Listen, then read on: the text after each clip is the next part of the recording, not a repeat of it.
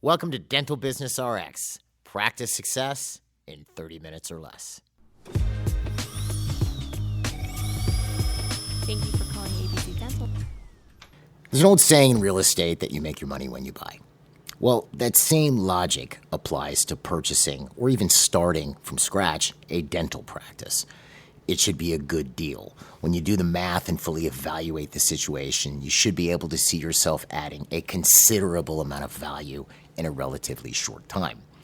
To that end, if you're looking at a practice to purchase, let's say, and you can't see how it would be considerably more valuable 3 to 5 years from now, I wouldn't recommend that you buy it. Now, of course, that assumes that you know how to scale it, but that's a whole other conversation. And as opposed to real estate, there are many factors that would affect the value of a practice, the largest of which would be overall productivity and revenues. The other major thing to consider when you buy or start an office is where is it going to be located? Now, while your location isn't the determining factor in your success, we have a ton of successful clients in fiercely competitive markets. It can definitely help. For instance, let's take a practice, and let's compare 2 or 3 practices. We have a practice and it's in a standalone building that's really hard to find, or it's an office that's one of 30 doctors or 40 doctors in a high rise. And compare that to a practice in a strip mall next to a Starbucks and a supermarket. Who's going to get more foot traffic? I had a client tell me years back that he ended up getting an extra 25 new patients per month when Starbucks moved in. So again, location isn't going to determine your success. There are a lot of ingredients to that, but it can definitely be a helpful building block. Well, about 2 months ago, I was doing my annual State of the Industry episode, which is a whole bunch of data about anything and everything going on economically in dentistry and how that's going to project into the future. And one thing that really just stuck with me after I did it was the comparison in the urban and rural markets, metro markets versus rural. And I have a hard time saying rural, so bear with me through this episode. Here's what's interesting. So if you look in the United States, the average number of dentists per 100,000 people is 59.5. So for every 100,000 people in the U.S., you have 59.5 dentists. Well, when you break that down with metro areas, urban markets versus rural markets, there it goes again, those numbers get starkly different. In a metro area, the average metro area has 64.7 dentists per 100,000 people. The average rural market is 32.7, about half. That's a big difference. All right. So when I'm talking about location here, I'm not just talking about are you in a place where people can see you, or are you in a high visibility area that's high traffic. I'm talking about what city or area the practice is physically located in. It can make a big difference. And it's not just rural areas. There's what we might call suburban areas or bedroom communities that are not all that far from big cities. I'm going to give you some examples in this episode where the dentist to patient ratio drops dramatically while the median income stays about the same or is actually higher in some cases. So if you're someone looking for a satellite office or a third or fourth practice, or you're a new practitioner or associate doctor looking for your first location, there are a few things that you may want to consider to give you a leg up on becoming successful. So for this week's episode, we're going to talk about where to buy that practice or second or third location, including some resources, ideas, and metrics on how to narrow down the right place for you. My name is Jeff Blumberg, and I'm your host. And let's sort of set the table here, because there's an interesting phenomenon. When you kind of troll the message boards or various social media outlets, or even talking to associate doctors or newer practitioners, I haven't seen this degree of lack of career satisfaction in my career. When you talk to younger doctors now than when you were talking to them 20 years ago or 25 years ago, there's a lot more frustration and stress. I know a lot of them are carrying a lot more debt as well. And here's the thing I'll tell you, whether you are looking at a second location or more, or you're looking for your first office, there has never been a better time to buy and own a dental practice. And I went into this heavily in that State of the Industry episode 248, if you want to listen to it. I'm not going to rehash it, but I do want to sort of set the table for you so you know what kind of an environment we're in right now. As far as practice acquisition, we are in the early stages of a buyer's market. So you look at a buyer versus a seller's market. If we're talking real estate, buyer's market would mean there's a huge amount of home inventory and not a lot of buyers, right? So prices go down, you have your choice as to where you want to go. Versus a seller's market, there's very little inventory and 20 people are bidding on the same house. So with regards to dental practices, there's a humongous demographic shift that's occurring in the U.S., and it will be occurring over the next 10 years or so. And I broke this down heavily in episode 248, but I just want to give you a general idea, especially if you haven't listened to it. So a few numbers here. There are 202,485 dentists in the United States as of 2024, the latest numbers that we have. I know my editors hate it when I do numbers like 485. I should have just said 500, so I'll do that from now on so I don't get in trouble. That's how many docs there are in the United States. Based on the current age brackets of the doctors in the United States, 34% of these doctors, roughly 70-something thousand of them, are over 55. 50,000 of them are over 60. And the average retirement age in dentistry is, I think it's like 68.1 or 69 years old. All right? So we have a large swath of the practicing dentists who are nearing retirement age. When I presented this information, I do our owners conference once a year, and I brought this up in the State of the Industry episode. We're not going to say older doctors. We all agreed, because some of those people in the room, including myself, were older. We're going to use the word experienced, if that's okay with you. It's a nice word. Anyway, part of the problem is the number of younger doctors coming out of school based on the current number of dental programs that exist in the United States and the current graduation rates, as well as projected rates with these newer schools that are opening. The number of younger doctors coming into the market aren't going to replenish the projected retirements over the next 5 or 6 years. So right now there's 202,500 dentists in the U.S. We're projecting by 2028 there'll be roughly, or 2029, 195,000-ish.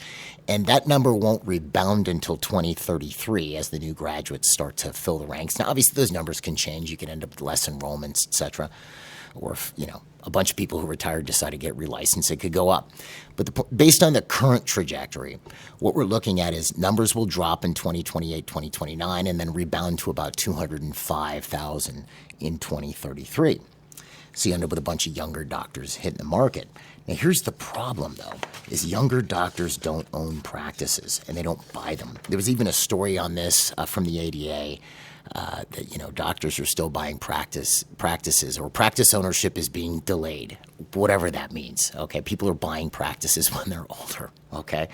So younger doctors aren't buying practices like they used to. And I brought up these stats before, but back in 2005, just to give you an idea, 25% of doctors under 30 in 2005 owned their own practice.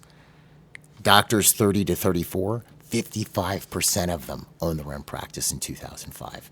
Well, now what does that look like? In 2026, 2025 was the last numbers we have. 8.8% of doctors under 30 own their own place. Back in 2005, that was 25. And doctors 30 to 34, that number's in the 20-something percent range versus 55% back in 2005. So ownership for younger doctors is not happening like it used to. You don't see similar ownership ranges until you hit the 45 and over bracket of doctors. So now think about this for a second. A lot of the practices in the U.S. are owned by doctors 55 and over. Well, eventually, these experienced doctors are going to retire, but younger doctors aren't buying. So how does that shake out? We're projecting that 36,000 practices will end up on the market over the next 10 years. The problem is there won't be enough buyers. We project that about 19,000 of those will be purchased between solo doctors and DSOs, unless something materially changes about current trends, which means that roughly 17,000 offices will just go away. The doctor will turn in the keys to the landlord or sell their charts. You've probably heard of people selling their charts or seen this happen. This is what's happening. So as a buyer, you're in a situation where there's going to be a lot of inventory of practices for sale and not enough buyers for these practices. The DSOs are not going to buy them all because they have certain criteria they look for when they buy a place. So that's the landscape you're looking at now. So even if you don't go into a sparsely populated area like a rural area or a suburban area, even in your town, there's going to be practices for sale, whether you're a new practitioner and you want your first office or whether you want to buy additional locations. Now, if you combine this with this rural or suburban concept, this becomes a bit of a multiplier because the doctors aren't going to just retire in metro areas. They're going to retire in rural and suburban areas as well, which will further dilute the number of doctors and offices in those areas. The other thing that's interesting that happens is, as it stands now, 31% of the dentists 5 years or less out of school are DSO affiliated. They're working for a DSO. Where do you think DSOs have most of their practices? They're not in rural areas. They're in urban areas. See, got a lot of younger doctors clustered in urban areas, and these rural areas don't have a lot of dentists. They just don't. So if you're thinking, hey, I want to buy a practice, again, location isn't the determining factor, but if you want to make it easier for yourself, go where the other doctors ain't, right? It's a supply and demand issue. So how do we find out where dental supply to population is low and income is decent? Well, this is where the internet is your friend. Between the county data on file with their website or various stats organizations or even the state health organizations, you can put this stuff together very easily if you're looking for an area to locate. And here's a couple of things I picked up, just looking on the internet to give you an idea. Some of this, it's not out in the sticks. You're not out in the middle of nowhere. Some of this stuff is near major metropolitan areas. So let's take Dallas as an example, the Dallas metro area, Dallas-Fort Worth. The average number of dentists to population in that area is 56 to 100,000, according to the Texas Department of Health Services. It's below the national average. It's below the urban average. About an hour away is Kaufman County. The biggest city is Forney. Okay, Kaufman County, hour away. The dentist to 100,000 dentist to patient population out there is 28 to 100,000. There's half the number of dentists to populations in Kaufman County that there is in Dallas, and it's about an hour away. What about median income? Well, median income in Dallas is $76,500 a year. In Kaufman County, it's actually higher by over $10,000. It's $89,500. So how would you play this? You're a doctor, you're looking for a second location, you practice in the Dallas-Fort Worth area, or Kaufman County's an hour away, you find a practice for sale there, you open up, you're opening up in an area that's with a lot less competition. And obviously, you can find this regardless of where you are in the U.S. There's probably areas like this. Here's another one. Chicago, Cook County. There's 71 dentists to every 100,000 people. And the median income is $83,500 per year. Okay. Well, Kendall County, which is again a little over an hour away, depending on traffic, south of Aurora. Okay. There's 25 to 31 dentists every 100,000 people, and the median income is $111,000, according to Dentographics and USA Facts. So again, you're looking at a satellite office. You go an hour away, you move to Oswego in Kendall County, boom, you have less competition. Again, like I said, I know I keep saying this, it isn't going to make or break you, but it just makes things a little bit easier, right? It's like having a bathing suit when you go swimming. You don't have to have a perfect bathing suit. You can have shorts, but bathing suit's better, okay? And bad analogy. But the point being is, again, you could be living in Chicago, you want to open a practice, or you go down there, you open your practice, you could even still commute every day potentially. And so it's not all out in the sticks. There's lots of examples like this all over the United States, okay? And depending on how mobile you are and how willing you are to move, there are areas with even less dentists to population. You've probably heard this term before, an underserved area. I know I talked about it a little bit when I was talking about dental therapists a few weeks back. It has an official, it's an official term and designation from the U.S. government, from the Health Resources and Services Administration, which is part of the HHS, Health and Human Services. How is a underserved area defined? To qualify for this designation, an area must have a threshold of at least 5,000 residents per one full-time dentist, or 4,000 to 1 if the area has unusually high dental needs. That's the designation. So 1 to 4,000. So if the area has 100,000 people, it would have about 25 docs. Okay? So that's considered underserved. And then they score it. I don't know the exact scoring criteria, and it's the federal government, so of course it's weird. The score from on a 0 to 26 basis. I don't know why they picked that, but that's the number. The higher the score, the worse the situation, the more underserved it is. So if it's a 26, this is a super underserved area. If it's a 4, it's mildly underserved, I guess. I don't know the designation, but that's how they score it. But here's where it gets interesting. You could, if you're looking at the demographics, you could go, okay, here's an underserved area, and you want to look at median income. Some of those are going to have low median income, but some of those are going to have high median income. Let me give you a couple ideas. And again, this would depend on how mobile you are. Let's take Elbert County, which is in Colorado. It's a little bit southeast of Denver, about an hour and a half southeast of Denver. Median household income is $124,360. That's median household income. This is considered an underserved area. This isn't even out in the sticks as far as Denver is concerned, because it's only an hour and a half away. It's not like you're driving 4 hours. Their underserved score on a scale of 0 to 26 is a 9. Okay? Then we have Schuyler County in New York. This is south of Rochester and Syracuse. Median household income, $69,500. And it's actually in a beautiful area near Finger Lakes, right? Their designation as far as their underserved score is a 12. Then we have Camden County in North Carolina. If you look at the map of North Carolina, you go to the top northeast section of North Carolina. Here the median household income is $89,170. And what's interesting about this, it regularly cycles through periods of 0 active practicing practitioners, and their score is a 14. Then there's Borden County, Texas. This is in oil country. It's south of Lubbock. Median household income, $65,625. They have a score of a 16. So the point being, and Kendall County, the one I mentioned earlier, has a score of a 4. That's considered an underserved area, south of Chicago. So you can go a little bit outside a city in certain cases and find an underserved area, or you might have to go a little further out to find a true dental desert, right, when you're buying a practice. Again, like I said, it depends on if you're going to have to go out far from where you are. You might have to be a little bit more mobile. But we've had clients do this. We've had clients come to us that are licensed in a particular state, and they're associating now, and they're not really married to a particular area in the state, and they're willing to move. So they go, where should I practice? We do some demographic study, and we pick an area that's, underserved, or the dentist to patient population is low, and we ask them if they want to go there. In some cases, it's worked out really well. One client is a periodontist. He went to a city there was 2 other periodontists in it. It was a major city.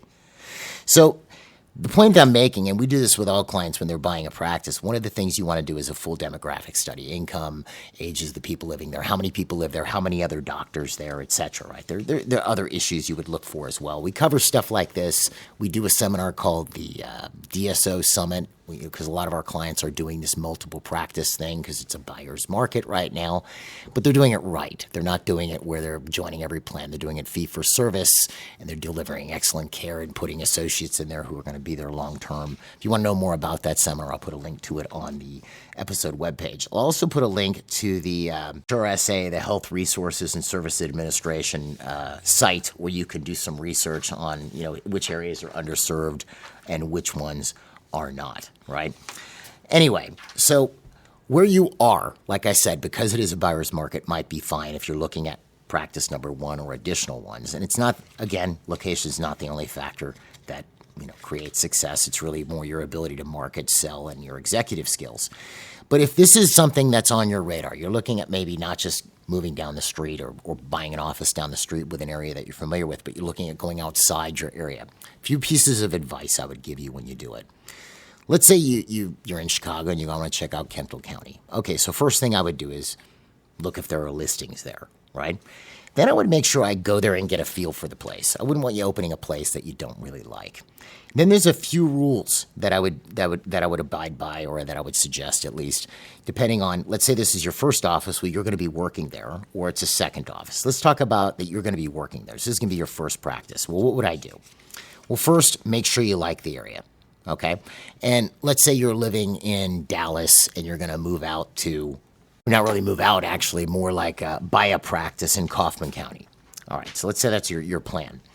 Well, first thing I would do, especially if you're not going to move out of where you're living now, I would see what is it like to drive there during rush hour. So let's say you're living in the Dallas-Fort Worth Metroplex, which I think technically that county is considered a part of Kaufman County. But I would get in the car. Let's say your practice would open at 8:30 in the morning as your plan. Get in the car and see how long it takes you to get there. Because this is something I've done. I moved very far away from my current office, and the first thing we did before we moved is we drove here during rush hour. Because I knew if I'm going to spend an hour and a half in the car, there's going to be a drag, or 2 hours. Like, I'm not going to want to do it. I'm excited about it in the beginning, but after a while, it's going to be a drag, and I'm going to regret having done it. So go and drive there in rush hour and see how it feels. If you're happy with it, cool. If not, you can always move or not buy a place there, right? Then I would see how hard it is to find other providers. And this is especially important if you're going out in the middle of nowhere, right? How easy is it to find a hygienist? Now, how would you find that out? You can talk to other doctors in the area. You can talk to the person you're buying the practice from, which you can't really do if you're starting from scratch. You can talk to supply reps. You could look on Indeed. Usually you can tell if a market is hot or not. If they're offering signing bonuses and above average compensation, that means that it's hard to find that type of person. You know, if you see like a $4,000 signing bonus and exorbitant amount of money for a hygienist, it means it's hard to find hygienists. So these are things you're going to want to know. You don't want to be surprised. That said, it's not necessarily a deal killer. You can always import providers from other parts of the state. If you're out in a rural area in New York, let's say upstate, you can always get clients do this. They'll advertise in the city and they'll get people who want to have a little bit slower pace in life, and they'll move there. And there's ways to do that. I've covered it before. But if where you're looking at buying is not that far from a major metro area, like, if you're going to Oswego and you live in the Chicagoland area, you might commute there every day. But they're also hiring another provider. There's plenty of providers that'll be willing to make that commute. It's not that big of a deal. Okay. For instance, if I'm in Pinellas County here in Florida near Clearwater, St. Pete, if I have a practice in Newport Richey, it's about an hour away. There's doctors will commute there, so will hygienists. All right. And, again, this would, of course, apply if you're going to a dental desert, or underserved area. There you might have a lot harder time finding people. And this is especially, now, again, if you're the practitioner and you're going to be practicing in there, at least you're going to be there. Finding staff, you can find everywhere. There's always people. That's why you're moving there. There's people. There's just not enough doctors, okay? It's the providers that might become a bit difficult. Now, if it's a satellite, this is going to be office 2 or 3, and you're not going to work there. Couple of things I would recommend. A, make sure your main office is doing well. You don't need someplace an hour or 2, 3 hours away. That's a problem if your main office isn't under control and then your associate quits. That's a nightmare. I've seen that happen to people. If it's really rural, like not near you, and you're looking at buying it, I would run an ad before you buy the place and see if you can find a doctor for that practice. Sabri, who you've heard on the podcast before, did this for a client who was looking at buying a remote practice. So why don't you run an ad in the nearby city and see if you get any bites? And they got none. So they ended up not doing the deal. They just could not find a provider to go there, in which case that becomes a problem. It's a little different if you move out into the country and you're the main owner doctor and you've got your hygienists and your staff and you're looking for an associate, and let's say you're going to import one from a big city that's licensed in your state. Well, at least you're there. All right. If you're not there, you're in the big city and you're trying to stick your associate out in the country, that gets dangerous, especially if you end up with no associate. And I would still, even if you're not going to work in the place, I would drive there and see if you like the place. I would get some familiarity. Maybe you're from there originally, in which case you're familiar, but I would always want to be familiar with where I'm going to open an office. You don't want to open it somewhere and then you find out things that you didn't know before, which makes you not want to be there.